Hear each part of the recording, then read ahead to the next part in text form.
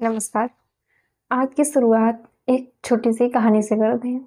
कहानी कुछ ऐसी है कि एक पुजारी है जो कि बहुत ज़्यादा गरीब है और गरीब होने के साथ-साथ वो आलसी है, यानी कि वो बहुत ज़्यादा आलसी है जिसकी वज़ह से वो गरीब है। तो एक दिन क्या होता है कि वो जा रहा होता है और रास्ते में उसे दूध मिल जाता है, दूध से भरा हुआ मटका मिल जाता है और वो बहुत ज़्यादा प्रसन्न होकर वापस अपनी कुटिया में आ जाता है। वहाँ पर वो क्या करता है कि दूध को बॉयल करता है और दूध आधा से ज़्यादा दूध यानी कि वो दूध पी लेता है आधा और फिर आधा दूध वो रख देता है और उसमें दही डाल देता है और सोचता है कि इसका मैं दही बनाऊँगा। वो दूध में दही थोड़ा-सा डालकर और आकर अपनी चारपाई पर लेट जाता है और पुनः सपने देखना स्टार्ट करता है। और वो सपने देखता है, सपने में क्या-क्या देखता है और कितना कुछ देखता है, वो हम अब बता रहे हैं। तो उसने क्या किया, लेटकर वो सोच रहा है कि इस दूध का दही बन गया है, अब इस दही से मैं घी बनाऊँगा, इस घी को मैं मार्केट में ले जाकर बेचूँगा, जिससे मैं अमीर हो जाऊँगा, मुझे पैसे मिलेंगे, उस पैसे से मैं मुर्गी खरीद के ले आऊँगा, मुर्गी से अंडे होंगे और वो अंडे फूटेंगे तो और सारे चिकन्स निकलेंगे और सारे चिकन निकलेंगे तो और अंडे होंगे और ऐसे ही मैं एक अपना बड़ा-सा पोल्ट्री फार्म खोल दूँगा और फिर मैं क्या करूँगा, उन सारी मुर्गियों को बेचकर गाय खरीद के ले आऊँगा, गाय से दूध निकलेगा और आस-पास के लोग आकर उस दूध को खरीदेंगे और जिससे मैं अमीर हो जाऊँगा। फिर मैं क्या करूँगा कि उस गाय को बेच दूँगा, फिर मैं और अमीर हो जाऊँगा। उस पैसे से मैं गहने खरीदूँगा और राजा आकर वो गहने खरीद के लेकर जाएगा, जिसकी वजह से मैं और अमीर हो जाऊँगा। फिर मैं क्या करूँगा कि एक ऐसी खूबसूरत अनएक्सेप्शनल लड़की से शादी करूँगा जो कि बहुत अमीर ख़ानदान से होगी, जिसकी वजह से मैं और अमीर हो जाऊँगा। उसके बाद मुझे एक हैंडसम सा बेटा होगा, हैंडसम सन मुझे एक हैंडसम सा बेटा होगा, जो अगर ज़रा सी भी गलती करेगा, उसकी गलतियों पर मैं बहुत क्रोधित हो जाऊँगा और उसे पाठ पढ़ाऊँगा, लेसन्स दूँगा और अगर वो नहीं समझेगा तो मैं उसे डंडे से बहुत पीटूँगा। वो लगातार एक के बाद पूरा प्रोसेस अपने देखता जा रहा है। बेटे को बहुत पीटूँगा और अगर वो और शैतानी करेगा तो मैं डंडे से, स्टिक से उसके पीठ पर बहुत मारूँगा। ये सोचते-सोचते उसने अपने चारपाई के बगल में रखी हुई एक डंडे को उठाता है और सोचता है कि सामने उसका बेटा है और उठा के वो एक डंडे से मारता है और उसका जो मटका है वो फूट जाता है। मटका फूट जाता है, इसके साथ-साथ उसका सपना भी टूट जाता है। तो कहानी लगता है सुन के कि ये तो सच में कितना फ़नी है, कोई ऐसा भी करता है क्या? हमें बहुत हँसी आती है, हालाँकि उस टाइम मुझे भी बहुत हँसी आ रही थी, यानी सपने देखने की भी कोई लिमिट नहीं होती। यानी सोचने का आदमी क्या-क्या सोच सकता है, कुछ भी। यानी पूरा सीरियल वाइज़ दूध से घी, घी से दही, दही से मुर्गी, मुर्गी से गाय, गाय से गहने, गहने से पत्नी, पत्नी से बेटा, बेटे से जो है बेटे की पनिशमेंट। यानी इतना सोचने के लिए आदमी एक पल में क्या-क्या नहीं सोच सकता है और उसे करने में कितना वक़्त लग जाता है। तो कहानी की मोरल ऑफ़ द स्टोरी ये है कि हार्ड वर्क का कोई सब्स्टिट्यूट नहीं होता, हमें हार्ड वर्क करना ही होता है और अगर हम चाहते हैं कि हमारे सपने सच हों, तो उसके लिए हमें खुद एफ़र्ट्स डालने होते हैं। तो ये बात बिल्कुल सही है, पर मुझे लगता है कि आज हम युवाओं की सबसे प्रॉब्लम जो है, सबसे बड़ी प्रॉब्लम ये है कि हमें बहुत जल्दी और बहुत जल्द से जल्द चीज़ों को पाना होता है और पाना भी ऐसे होता है कि हमें कोई मेहनत ना करनी पड़े, हमें बहुत एफ़र्ट्स ना डालने पड़े, बस जो चीज़ चाह रहे हैं हम वो मिल जाए।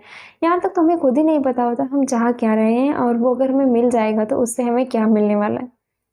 तो जो ये कहानी मैंने बताई, ये कहानी इसलिए मैंने बताई क्योंकि हमारा जीवन भी इसी कहानी की तरह ही है। ऐसा ही हमारा जीवन भी चल रहा होता है बिल्कुल, जहाँ पर हम लगातार सपने पे सपने देखते जाते हैं। कई बार हम नहीं देखते तो हमारे घर वाले देखते हैं, हमसे संबंधित सपने या फिर आस-पड़ोस वाले देखते हैं, रिलेटिव्स देखते हैं। यानी कोई ना कोई तो सपने देखता है और सपने जब हम देखना शुरू करते हैं तो उसमें इतना आनंद होता है कि हम हकीकत को बहुत ही पीछे छोड़ देते हैं। हम ये भूल जाते हैं कि रियलिटी क्या है, रियल में चीज़ें कितनी इम्प्लीमेंट होती हैं और इम्प्लीमेंट होती हैं तो उसके लिए कितना स्ट्रगल करना पड़ता है। ये सब कुछ हम पीछे छोड़कर हम बस सपने ही देखते जाते हैं। तो सपने देखने का नतीजा क्या होता है? वही होता है कि वो मटकी भी फूट जाती है, जो मिल रहा था वो भी नहीं मिलता है और सपने की तो बात ही दूर है। तो वही होता है कि जो हमें मिलना चाहिए था, जो एफ़र्ट्स डालकर हम पा भी सकते थे, वो भी हम नहीं पाते हैं, समय भी बीत जाता है और चीज़ें वैसी की वैसी ही रह जाती हैं। तो जब भी हम कोई काम शुरू करना चाहते हैं, तो सबसे पहले तो ये है कि हमें जो सपने दिखा दिए जाते हैं या हम खुद से जो सपने देख लेते हैं, हकीकत में या रियलिटी में ऐसा कुछ नहीं होता। हमने सपना देख लिया कि हम किसी एग्ज़ाम की तैयारी करेंगे और हम सक्सेस हो जाएँगे और मैं सफल हो जाऊँगा, मैं पास हो जाऊँगा, फिर हर कोई मेरी तारीफ़ करेगा, ये होगा, वो होगा, उससे मेरी अच्छी जॉब लग जाएगी, मेरी बहुत अच्छी सैलरी आएगी जिसकी वजह से मैं विदेश घूमूँगा, मैं गाड़ी खरीदूँगा, घर बनाऊँगा। यानी सपनों की कोई लिमिट नहीं होती, लगातार हम सोचते जाते हैं। लेकिन जब हम उस युद्ध की भूमि में उतरते हैं, यानी कि जब वो कॉम्पिटिशन का एग्ज़ाम हमारे सामने आता है, तब हमें पता चलता है कि वहाँ पर कितना स्ट्रगल है, कितनी मेहनत है, कितना कुछ हमें करने की ज़रूरत है, कितना त्याग वो माँग रहा है। तो फिर उस टाइम हम क्या करते हैं, हम खुद डिमोटिवेट हो जाते हैं, हताश हो जाते हैं, परेशान हो जाते हैं और हमें लगता है कि हमारे सपने ही गलत हैं, हम सोचते ही गलत हैं।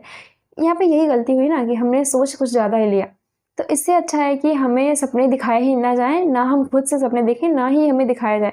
हमें बस ये कहा जाए कि जो ये आप काम करोगे, इसी काम में आनंद है, यही काम है जो आपको एक बेहतर जीवन दे सकता है।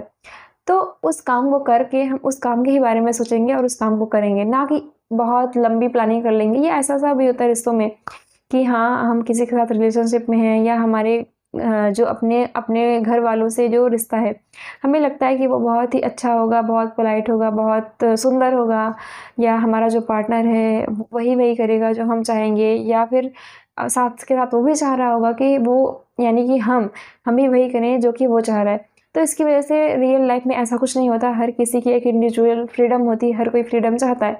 तो फिर उसके बाद बहुत सारी प्रॉब्लम्स होती हैं और हमें लगता है कि डिप्रेशन में, एंग्ज़ायटी में ये वो सब जाते हैं और लगता है कि अरे! हमने ये क्या कर दिया, हमारे साथ धोखा हुआ ये मतलब बात यहीं से हुई कि हमने कुछ ज़्यादा ही एक्सपेक्टेशन कर ली। तो इन सब का जो मेन सॉल्यूशन है, सबसे जो एक वास्तविक उत्तर हो सकता है, एक जो सही जवाब हो सकता है, वो यही है कि हमें पहले खुद को ही जानना पड़ेगा कि हम क्या चाह रहे हैं। कहानी की तरह ही पहले उस पृष्ठ को, पहले उस पुजारी को खुद को जानना होना था, खुद की तरफ देखना होता था कि वो कितना गरीब तो जो है वो है ही, साथ के साथ वो आलसी कितना है। पहले उसे उसके आलस को दूर करना होगा, उसके बाद जो चीज़ें होनी होंगी वो अपने आप हो जाएँगी। पर यहाँ पे उल्टा हुआ कि वो ना तो अपनी कमियाँ दूर करना चाह रहा है, ना तो आलस को भगाना चाह रहा है और ना ही वो कोई स्ट्रगल करना चाह रहा है, बस वो चाह रहा है कि वो बहुत, बहुत, बहुत, बहुत लगातार अमीर होता जाए। ऐसा ही हमारे साथ होता है कि हमें लगता है हमें कुछ करना ना पड़े और सारी चीज़ें हमें ज्यों का त्यों मिलती जाएँ। तो इस तरीके से एक दिवा स्वप्न जिसे हम कहते हैं, डे ड्रीमिंग, इनसे हमें बाहर आना होगा। हम जो भी काम करें, हमें बिल्कुल करते रहना है, हमें करना है और लड़ के करना है, जूझ के करना है, बहुत ईमानदारी से, बहुत ही निष्ठा के साथ करना है। लेकिन यहीं ये ना हो कि हम काम को निष्ठा से करने की बजाय काम के परिणाम को ही निष्ठा से सोचने लग जाएँ उसके बारे में। जो कृष्ण कहते हैं कि हमारा कर्म पर ही अधिकार है, कर्म फल पर नहीं। यानी कि जो आप कर्म कर रहे हो सिर्फ़ वही है और वहाँ पे कृष्ण ये नहीं कहते मतलब कर्म आप कोई सा भी कर रहे हो यानी कि अगर आप किसी का गला काट रहे हो, तो सिर्फ़ आपका उसी पर ध्यान होना चाहिए, वो बात नहीं है। उनके कहने का भी जो मतलब है कर्म से ऐसे निष्काम कर्म है और वो निष्काम कर्म भी आत्मज्ञान हुए बिना नहीं हो सकता है। तो पहले हमें खुद को यानी हर चीज़ आकर ये पर रुकती है कि पहले करने वाला कौन है, हू इज़ डूअर, कौन कर रहा है? तो पहले खुद को ही जानना होता है, खुद को जानने के बाद ही वो हो सकता है जो हम चाहते हैं। खुद को समझेंगे तो हम जो जिस कर्म में भी उतरेंगे उसमें भी डूब कर पाएँगे, उसे भी बेहतरी से कर पाएँगे, बहुत सुंदर, बहुत निष्ठा के साथ, बहुत ही प्रेम के साथ और बहुत बेहतरी के साथ कर पाएँगे। तो मैंने भी ये अनुभव किया है अपने लाइफ़ में कि जिस टाइम हम सोचते हैं, सोचने की बजाय जब हम करते हैं तो वो ज़्यादा बेहतर होता है। तो इस डे ड्रीमिंग से बाहर आएँ, हम युवाओं को बहुत ज़्यादा ज़रूरत है कि हम एक सही उद्देश्य के साथ अपना जीवन जिएँ। हम भगत सिंह से प्रेरणा लें, ना कि हम किसी भी तरीके के इधर-उधर से इन्फ्लुएंसर्स आ जाएँ, हम उनसे प्रेरणा लें। बहुत सारी किताबें हैं, हम उनके साथ बैठें, हम उनसे बातें करें, उनके साथ कुछ समय गुज़ारें, खुद लिखें, खुद अपने भावनाओं को, अपने विचारों को, अपनी सोच को लिखें। कुछ लिखने का, कुछ क्रिएटिव करने का प्रयास करें, ना कि एक ढर्रे में, एक व्यवस्था में रहकर ही रह जाएँ। तो मेरा यही है कि आप हम सबको इस जो ड्रीमिंग है या एक जो रंगीन सपने होते हैं उनसे हटकर संघर्ष की भूमि का स्वाद चखना होगा, तो ही जाकर हम एक बेहतर इंसान बन सकते हैं, तो ही जाकर हम एक सही वास्तविक व्यक्ति बन सकते हैं। फिर उस व्यक्ति से एक सही परिवार को शिक्षा दे सकते हैं, एक समाज को, एक देश को और एक अच्छी दुनिया बना सकते हैं। बिना खुद को बदले ये सब कुछ पॉसिबल नहीं है और ये तो हमें कहना ही नहीं है कि एक अकेले बदलने से क्या होगा। एक अकेले से ही बहुत कुछ हो सकता है, हमें सिर्फ पहला कदम बढ़ाना होगा, बाकी का अपने आप हो जाएगा। धन्यवाद।